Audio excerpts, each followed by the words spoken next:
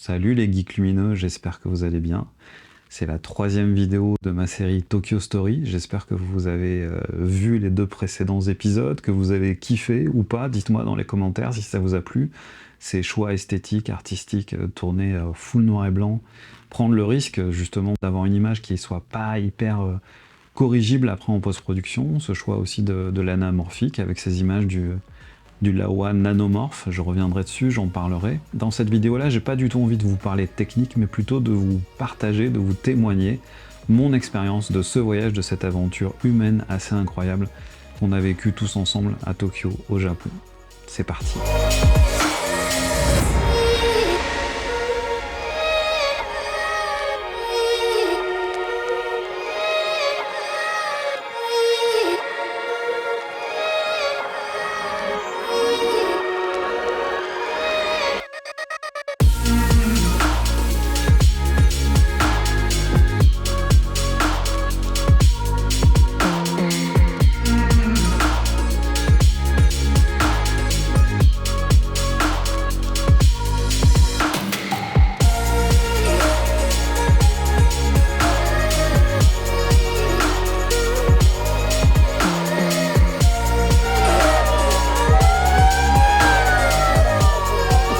C'était juste dingue parce que cette capacité qu'ont les Japonais à être dans cette générosité, dans l'invitation, dans l'accueil de l'autre, de l'étranger, dans cette espèce de sens, de code d'honneur, de comment il faut faire pour bien recevoir les gens, c'est très très très unique et c'est très très très japonais. Voilà, vous trouverez ça dans aucun autre pays au monde. Je les adore, je trouve ces gens charmants. Quand ça a commencé, j'ai reconnu quelques têtes des gens que je suis depuis longtemps sur YouTube, principalement Caleb Pike, dont je trouve, c'est un mec qui fait un travail extraordinaire, a toujours des idées incroyables, il bricole sans arrêt des trucs et son audience et son succès c'est vraiment mérité. Il y a Kay qui est toujours aussi foufou, pétillant, mais toujours aussi pertinent dans ses analyses. Il y a les gens de DP Review qui sont devenus un espèce de monument. C'est des monstres sacrés maintenant dans ce game-là. Il y a un mec que j'aime beaucoup aussi qui s'appelle Richard Wang, qui est basé en Nouvelle-Zélande, je crois. Et il y avait des gens qui venaient des quatre coins du monde. Et c'était vraiment incroyable de sentir cet enthousiasme, en fait, de sentir que tous ces gens-là étaient venus dans l'attente qu'il se passe un truc chez Pana. Et on n'a pas été déçus. Lors de la conférence en fait, de l'ouverture de ce qu'ils appellent ce Lumix Summit, en fait, bien entendu, ils ont tout de suite été direct, droit au but sur l'annonce de ce nouvel autofocus hybride. Phase hybrid contrast there. J'ai passé des moments super chouettes, on a été un peu partout dans les rues de Tokyo, on a pris le métro, on a beaucoup marché, en moyenne 10 km par jour pour se balader, aller d'un temple à Shibuya, de l'extrême urbanité et ce côté électrique, cité presque futuriste. J'ai mangé mais comme un roi, moi j'adore la gastronomie japonaise, je suis un immense fan, notamment un truc qui est super rigolo, c'est ce qu'ils appellent les sushi trains.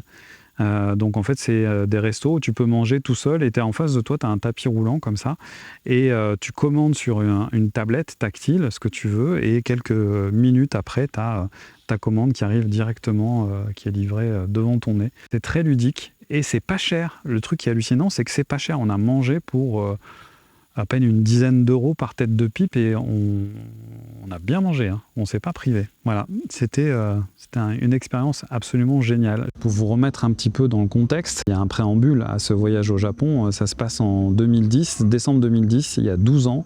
C'est les débuts de ma chaîne YouTube. C'était aussi une espèce d'anniversaire pour moi. Un moment de bilan aussi de toutes ces années de YouTuberie, de tentatives, de blogs, de vidéos diverses et variées où je parle de matériel et où je partage mes créations sur ces réseaux sociaux. C'est ce premier voyage avec Panasonic en décembre 2010, qui m'a donné envie de faire des vidéos sur YouTube et de vous partager ma passion pour la technologie, et en particulier pour les outils que j'utilise pour mes créations. Donc voilà, c'était aussi une jolie façon de rendre hommage à cette société qui m'a fait confiance et qui a cru en moi et qui m'avait déjà invité avec Philippe Blum, Filippo Chiesa et d'autres. On était une petite quinzaine à cette époque-là.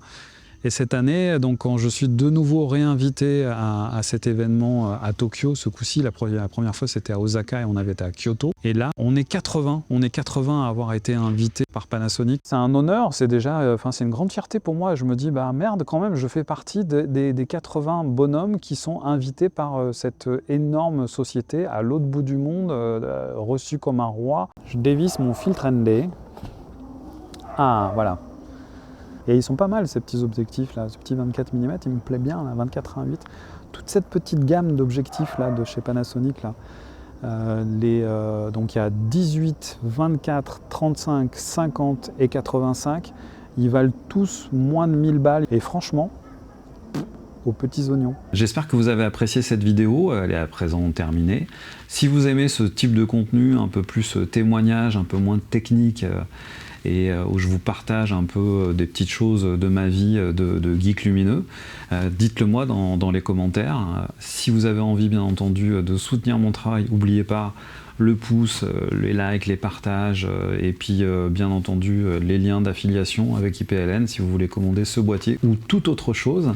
Ça me fera énormément plaisir. C'est vraiment aussi une façon pour moi de voir quel attachement vous avez avec le contenu que je peux produire et comment ça vous touche, comment ça vous parle. Sur ce, je vous salue, je vous souhaite de faire de bien belles images. Prenez soin de vous et à bientôt. J'ai rien fait, ça arrête que ça. T'appuies sur les boutons, j'adore ce jeu. Le tempura, c'est sushi, thon, albacore.